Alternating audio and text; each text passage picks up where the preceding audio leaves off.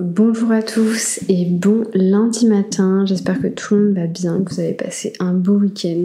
Non, je ne viens pas là aujourd'hui pour vous parler de Threads, mais bien pour faire un épisode de podcast, tout ce qui est de plus simple. Pour les personnes qui n'ont pas compris la joke pourrie que j'ai fait juste avant, Mark Zuckerberg, ou le groupe Meta, vient de lancer du coup une nouvelle application qui s'appelle Threads, qui, j'ai aucune idée si ça se prononce comme ça, mais qui en gros a pour but de venir concurrencer Twitter. Et c'est très intéressant parce que moi qui suis en recherche de productivité, de passer moins de temps sur mon téléphone, je me suis réveillée ce matin et ma première action a été d'aller sur cette putain d'application. Bref, on va voir vers là où ça nous amène. D'ailleurs, je pense que je ferai un épisode de podcast vraiment dirigé vers l'attirance qu'on va avoir via notre téléphone, le fait qu'on télécharge certaines applications, que certaines applications nous bouffent aussi un petit peu le cerveau. Je pense que ça serait très intéressant. D'ailleurs, je ne l'ai pas mis sur l'épisode de podcast, mais j'ai fait une vidéo très récemment qui s'appelle Gagner en productivité, qui vous a expliqué en fait quelques petits principes bien spécifiques que j'ai pu mettre en place. Deux en particulier, le premier étant de compter mon temps et le deuxième de mettre mon téléphone en noir et blanc. Ces deux choses ont eu un impact drastique sur mon organisation et sur ma productivité, donc n'hésitez pas à me retrouver sur YouTube et à aller regarder cette vidéo qui est sortie il y a à peine une semaine. Aujourd'hui, on va parler d'un sujet que j'aime beaucoup parce que c'est un sujet sur lequel je travaille aussi énormément, c'est la prise de décision.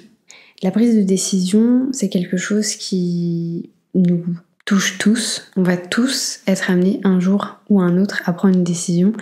D'ailleurs, c'est plus ou moins ce qui rythme absolument toutes nos journées. Donc je trouve hyper intéressant de pouvoir en discuter avec vous aujourd'hui. Un des premiers fondements, c'est que la prise de décision, c'est un choix. C'est pour ça qu'on dit souvent, on a toujours le choix, etc. D'ailleurs, on va en parler aujourd'hui. La prise de décision, c'est un choix qui est conscient ou inconscient. Parfois, on va faire des choix sans même avoir de réflexion, tout simplement parce que ce sont devenus des automatismes, des habitudes, et qu'il n'y a même plus de recul à avoir ou de prise de conscience sur l'impact finalement que va avoir cette décision.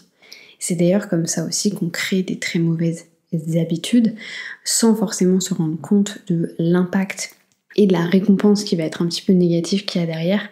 Et du coup, on se retrouve à faire des accumulations, entre guillemets, de mauvaises décisions. Quand on a un choix à faire, on va avoir tendance à se dire « Ok, j'ai dans tous les cas deux choix, de toute manière, mais il y a plusieurs alternatives. On peut avoir deux choix, on peut avoir trois choix, on peut avoir quatre choix. Il peut y avoir énormément de possibilités. Mais vous avez sans doute déjà entendu cette petite phrase de « on a toujours le choix ». Et c'est vrai, on a toujours le choix, même quand il y a un seul choix. Parce que finalement, le choix qu'on a derrière ça, c'est de le faire ou de ne pas le faire. C'est de prendre la décision ou de ne pas prendre la décision. C'est de dire oui ou c'est de dire non. La manière dont je l'exprime, vous allez peut-être pouvoir vous dire « Mais attends, j'ai l'impression qu'au-delà, elle est en train de nous dire que c'est un petit peu tout blanc ou tout noir, c'est un peu mauvais ou tout bon. » Et bah c'est vrai, et en même temps c'est faux. C'est vrai dans le sens où quand vous allez prendre une décision, il n'y a pas vraiment de juste milieu en fait. C'est un petit peu tu vas faire ça ou tu vas faire ça. La réflexion qu'il faut avoir, c'est plus au niveau de l'impact que ça va avoir sur le long terme. Parce que oui, effectivement, cet impact-là peut être complètement différent et peut avoir un petit peu des conséquences complètement différentes. Et c'est pour ça que souvent, on a tendance aussi à réfléchir non pas juste en décision singulière, mais plus en groupe de décision. C'est-à-dire, si je fais ça, ensuite mon second choix va être de faire ça ou de faire ça. Et ensuite, mon troisième choix va être de faire ça, ça ou ça, ça. Et c'est souvent comme ça qu'on va prendre une décision. Parce qu'on va se dire, ok, j'envisage un petit peu toutes les alternatives que je vais avoir. Et du coup, forcément, je rentre dans des réflexions qui sont extrêmement longues, pas très intéressantes, et potentiellement qui vont créer plus d'anxiété et qui vont aussi vraiment altérer votre choix. Cette fameuse prise de décision. Et du coup, ça m'amène à vous dire que c'est un peu faux, cette histoire de tout blanc ou tout noir, justement par rapport à ce que je viens de vous dire. C'est que parfois, l'impact, il n'est pas sur la décision en elle-même, mais sur un groupement de décisions. Donc, vous pouvez prendre une mauvaise décision, puis une mauvaise décision, puis une mauvaise décision, et finalement, c'est ce groupement de mauvaises décisions qui va vous amener à prendre une quatrième décision qui sera la bonne décision. et qui va avoir un impact sur absolument tout ce que vous allez essayer de mettre en place. Du coup, la réflexion, vous pouvez vous dire, mais du coup, t'es marrante, mais moi, je fais comment pour savoir si c'est une bonne décision qui va vers du bon, ou si c'est une bonne décision qui va vers du mauvais, ou si c'est une mauvaise décision qui va vers du bon, ou si c'est une mauvaise décision qui va vers du mauvais. Et c'est là que ça m'amène à vous dire, et on va en parler beaucoup plus, c'est que dans la finalité, c'est pas la décision que vous allez prendre qui compte. C'est le fait de prendre une décision. Et tout simplement d'avancer un petit peu à l'étape suivante, si vous voulez. Je vous propose qu'on discute un petit peu de pourquoi est-ce qu'on a du mal à prendre des décisions. Déjà, pourquoi est-ce que j'ai choisi ce sujet? C'est tout simplement parce que, avec les personnes avec qui je travaille, je suis beaucoup amenée à me confronter à ce problème sur cette prise de décision, ce problème d'avoir peu de recul, d'avoir besoin d'avoir la validation d'autrui. C'est pas de ça dont on va discuter aujourd'hui, mais ça en fait partie. De par le monde dans lequel on a grandi, dans lequel on a évolué, où on nous a toujours dit il faut que tu fasses ci, il faut que tu fasses ça, où on nous a toujours donné des notes, donné des appréciations, fait des remarques sur notre travail, que ce soit à l'école ou que ce soit dans le salariat. C'est vrai que c'est compliqué quand on se retrouve après, nous-mêmes, à devoir prendre des décisions qui sont finalement personnelles, qui vont avoir un impact sur nous mais sur les autres également, dans un cadre plutôt perso ou dans un cadre professionnel. Et du coup on se retrouve un petit peu bloqué par rapport à ça. Parce qu'il n'y a pas, cette green light ou cette red light qui nous dit vas-y ou n'y va pas. La première raison pour laquelle on a du mal à prendre une décision, c'est le manque d'information. C'est un peu le questionnement de est-ce que je suis pas en train de faire une connerie là? Parce qu'on ne sait pas. On ne sait pas en fait toutes les conséquences que ça va avoir derrière. On ne comprend pas forcément l'impact que ça va pouvoir avoir sur le long terme. La deuxième chose, c'est la complexité de la décision. Comme je vous le disais, parfois on va prendre des mauvaises décisions qui vont amener vers des bonnes décisions, et à contrario, on aura des bonnes décisions qui amènent vers des mauvaises. Et en fait, il faut savoir que inconsciemment, dans extrêmement beaucoup de cas, on en a conscience. C'est-à-dire qu'on sait qu'on est en train de prendre une bonne décision qui va avoir un impact mauvais, ou alors on est en train de prendre une mauvaise décision qui aura un bon impact. Pas tout le temps, mais très souvent, inconsciemment, notre cerveau, en fait, on a conscience. Et c'est ça qui, du coup, va vous amener également à amener de la complexité. Parce qu'en fait, votre cerveau va se dire « Ouais, mais attends, moi, je sais ce que ça va engendrer, et en fait, ça me plaît pas trop. » Mais d'une certaine manière, c'est plus ou moins considéré comme une bonne ou une mauvaise décision.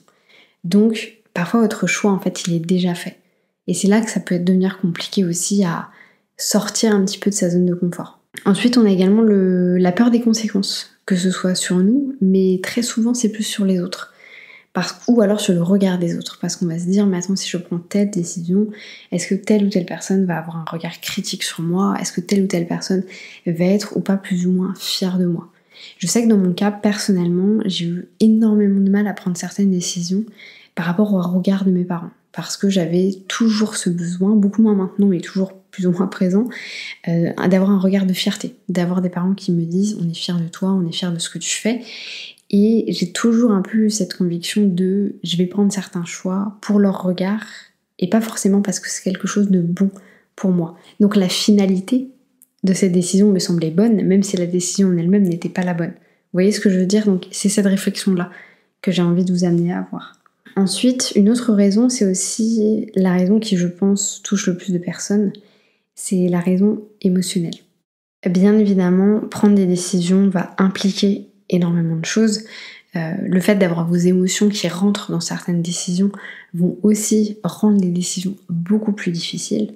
Et surtout que du fait que certaines décisions soient rattachées à vos émotions, ça va rendre la prise de décision beaucoup plus compliquée. Dans le sens où vous n'allez pas forcément, alors soit vous allez être hyper rationnel, soit un peu irrationnel. Justement parce que ça touche à vos émotions. Vous allez avoir la réflexion de vous dire mais moi j'ai pas envie de faire ça parce que je connais la finalité des choses, ou alors parce que la plupart des gens lambda ne vont pas prendre ce genre de décision, donc il faut que je sois réaliste, il faut que je sois rationnel, je vais prendre cette décision-là. Sauf que ça, encore une fois, ça touche à vos émotions, ça touche à comment vous vous sentez au moment de la prise de décision, et comment vous allez potentiellement vous sentir après. Une autre notion, c'est du coup l'infobésité. Aujourd'hui, comme vous le savez, on a trop d'infos, on a trop de choses qui nous passent devant les yeux, et du coup forcément on va avoir cette réflexion de se dire mais attends, si je fais ça, ou si je fais ça, quel va être tel ou tel impact? Et aussi cette notion un petit peu de, et encore une fois c'est vachement relié au regard des autres, qu'est-ce qu'on va venir me dire? Quel va être l'avis de ces personnes? Est-ce que je vais recevoir de la critique? Est-ce que je vais recevoir des remarques plus ou moins pertinentes? Et forcément, les gens vont avoir tendance à se mêler un petit peu de certaines choses qui ne les regardent pas ou qui ne leur correspondent pas. L'avant-dernière notion que j'ai envie de vous partager, c'est aussi ce concept d'indécision. Il y a beaucoup de personnes qui sont très indécises. C'est-à-dire qu'elles sont incapables de prendre des décisions, elles prennent des décisions au dernier moment, au moment où c'est le plus critique, et en fait elles n'ont plus le choix, entre guillemets. Et souvent c'est des personnes qui du coup ont du mal à faire des plans, du mal à avoir une vision hyper long terme, et tout simplement qui ne sont pas du tout dans la planification, pas du tout dans l'anticipation. Au contraire, elles préfèrent prendre des décisions très rapides, pour le coup, mais vraiment au dernier moment pour éviter un petit peu ce sentiment d'erreur, pour éviter cette trop grosse réflexion, ce trop gros questionnement en fait par rapport aux conséquences qu'il va pouvoir y avoir, et le fait aussi potentiellement de bloquer en fait certaines options leur fait extrêmement peur. Et du coup ça m'amène au dernier point de pourquoi est-ce qu'on a tendance à avoir du mal à prendre des décisions, c'est la peur de l'adaptation. En fait, le fait de toujours devoir s'adapter à certaines choses, c'est que ça vous sort de votre zone de confort, forcément. Vous avez l'impression de prendre des décisions qui sont complètement rationnelles, parce que justement ça vous laisse dans votre zone de confort. Et du coup, le fait d'avoir peur de s'adapter va venir créer un petit peu pas cette douleur plus profonde, mais ce changement qui va être aussi un petit peu altéré. Et bien entendu, suivant les décisions qu'on va prendre, et d'ailleurs je vous partagerai certaines de mes grosses décisions, on a peur d'un changement qui est trop fort. On a peur de voir un petit peu notre vie passer de tout blanc à tout noir, et forcément, c'est pas fait pour tout le monde. Il y a des gens qui le vivront très bien et qui sont d'ailleurs toujours à la recherche un petit peu de cette différence, et il y a des gens pour lesquels c'est très très compliqué. Avant qu'on passe à ces fameux exemples, j'ai envie de vous partager des petites notions un petit peu de comment vous pouvez faire concrètement pour faciliter cette prise de décision. La première, c'est de comprendre ce qui vous bloque par rapport à tout ce qu'on a vu juste avant. Est-ce que vous avez tendance justement à laisser vachement vos émotions vous s'imprégner sur votre prise de décision? Est-ce que vous avez peur de vous adapter? Est-ce que vous complexifiez les choses? Est-ce que vous avez une vision tellement long terme que vous allez envisager 36 000 scénarios et du coup vous avez du mal à passer à l'action? Une deuxième notion, c'est vraiment d'assimiler que c'est pas la recherche du bon choix ou du mauvais choix qui est important, c'est le fait de prendre une décision. Parce que c'est ça qui va vous faire passer à un stade différent et qui forcément va vous faire avancer, que ce soit une bonne ou une mauvaise décision. Et à moins que vous ayez décidé de claquer tout votre argent ou de tuer quelqu'un, il n'y a jamais de vraie mauvaise décision. Il y a des décisions potentiellement qui vont complexifier les choses et que ça sera plus compliqué après de revenir en arrière et d'aller de l'avant, mais il n'y a pas vraiment de très mauvaises décisions. Troisième chose importante, et c'est pas forcément obligé de le faire, et j'aime pas forcément parler d'objectif de cette manière, c'est qu'une décision c'est un peu un objectif. Même si l'objectif on voit ça comme quelque chose de très très gros, où il faut faire hyper attention, etc. Mais en soi c'est vrai. Si vous prenez une décision, c'est pour avoir un impact bien spécifique, et du coup passer à une étape supérieure, donc forcément atteindre un objectif différent. Donc quand vous êtes dans le choix de cette décision, posez-vous la question de vers quel objectif est-ce que j'ai envie d'aller. Bien entendu, si vous ne le savez pas, vous pouvez aussi vous faire un petit peu une mind map mentale. Je vous dis pas à chaque décision d'aller faire une mind map sur votre ordinateur, mais de vous faire une mind map pour comprendre un petit peu quels sont justement ces blocages-là, quelles vont être les conséquences, quel est un petit peu l'objectif, pour aussi vous permettre de vraiment prendre ces décisions. Vous pouvez aussi vous faire un format pour et contre, un petit peu le classique de la prise de décision très personnelle qui est un peu compliqué à prendre. Mais moi, ce que je vous amène à faire, et c'est mon meilleur conseil, c'est d'aller vraiment sur votre instinct. C'est-à-dire que si vous avez l'impression, si vous avez l'instinct de vous dire cette décision-là est la bonne pour moi à l'instant T, ça veut pas dire que c'est la bonne sur le long terme, mais c'est la bonne à l'instant T, alors allez-y. Parce que dans tous les cas, au niveau de votre cerveau, ce sera aussi beaucoup plus facile d'accepter, d'assimiler cette décision si vous avez votre instinct derrière vous. Je pense que vous avez déjà pris sans doute des décisions qui n'étaient pas des décisions d'instinct et après vous vous êtes dit mais là je savais en prenant la décision que j'avais fait une erreur. C'est exactement ça. C'est pour ça que c'est plus facile d'accepter des prises de décision, des choix qu'on va faire par rapport à notre instinct que dans l'autre sens. Et surtout, c'est le fait d'assumer ce que vous allez mettre en place. C'est-à-dire qu'il faut assumer la décision que vous avez faite. Il faut apprendre potentiellement si vous avez fait une erreur. Ça sert à rien de vous dire oh, j'ai fait une erreur, j'aurais jamais dû faire ça, j'ai énormément de regrets, de remords. C'est pas du tout le but. Le but, c'est vraiment d'apprendre et d'avancer. Et la dernière leçon que j'ai envie de vous donner ici, c'est vraiment ce concept de c'est pas le fait d'avoir une décision qui est bonne ou mauvaise qui compte, le fait de prendre une décision. C'est ça qui, sur la finalité, aura vraiment de l'impact. Et du coup, j'ai envie de vous partager quelques décisions que moi j'ai pu prendre dans ma vie qui ont eu un impact plus ou moins mauvais. Enfin, moi je les vois plus. C'est pas que je les vois pas, mais c'est que je les vois plus comme des mauvaises décisions dans le sens où elles m'ont amené là où je suis aujourd'hui et que potentiellement c'est peut-être le seul chemin en fait que j'aurais pu emprunter pour arriver là où j'en suis. Absolument pas, il y avait sans doute d'autres chemins qui m'auraient amené ici. Mais voilà, de la même manière que l'épisode de podcast que j'avais fait sur l'impact des autres sur nous, sur notre personnalité, là c'est la même chose. Les choix que vous allez faire vont faire que vous êtes à un endroit bien spécifique. Alors forcément oui, si vous n'êtes pas trop en accord avec votre vie, vous aimez pas forcément où vous n'êtes pas forcément très heureux, bien entendu, du coup vous pouvez avoir la réflexion de vous dire j'ai peut-être pas fait les bons choix. Mais ça sert à rien de vivre dans le passé. Et d'ailleurs, je crois que c'est l'épisode de la semaine prochaine qui parlera justement de ce fait de vivre dans le présent et d'arrêter de vivre dans le passé, de vivre dans la nostalgie. Donc restez bien tuned si jamais vous avez envie de le voir. Du coup, pour revenir à des grosses décisions que moi personnellement j'ai pu prendre dans ma vie. La première grosse décision, alors c'est pas la première mais j'en ai pris plein, mais que j'ai envie de vous noter, c'est de me séparer d'une amitié qui était extrêmement toxique. Faut savoir qu'en me séparant de cette amitié-là, ça m'a séparée de tout un groupe d'amis, en fait de tous mes amis. C'est aussi simple que ça. En me séparant d'une personne, j'ai pris la décision, en fait c'était une des conséquences de cette décision-là, c'était que du coup je me séparais aussi de tout le reste de mon groupe d'amis. Donc c'est assez spécial, mais voilà, aujourd'hui je peux le dire que c'est une des meilleures décisions que j'ai prises dans ma vie et que je sais que l'impact que ça a eu instantanément a été difficile à vivre, mais maintenant, après 12 ans, je sais que j'ai pris la bonne décision. Une autre décision très importante pour moi, ça a été de m'expatrier pour la première fois. Donc j'ai vécu pendant 23 ans en France et ensuite j'ai décidé de m'expatrier du coup en Angleterre. Ça a été une décision qui a été difficile et en même temps non, pas du tout, parce que c'est vraiment l'instinct. Je me suis dit il faut absolument que je le fasse. Si j'ai l'opportunité de le faire, il faut absolument que je le fasse. Et du coup voilà, j'ai décidé de me lancer, j'ai décidé de le faire.